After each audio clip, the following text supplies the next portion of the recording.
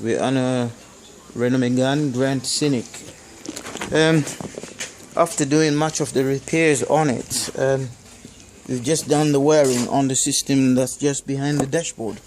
So before we put everything back, which is the dashboard and all the other buttons and controls, we can actually test the system to see if it's working.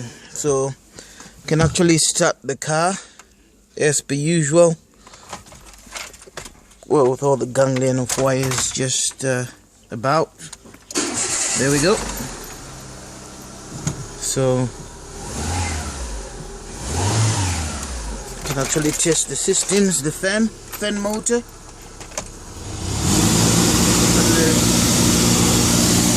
Just done the wiring behind there. That's working. Yep. Well, that's it for today. Cheers.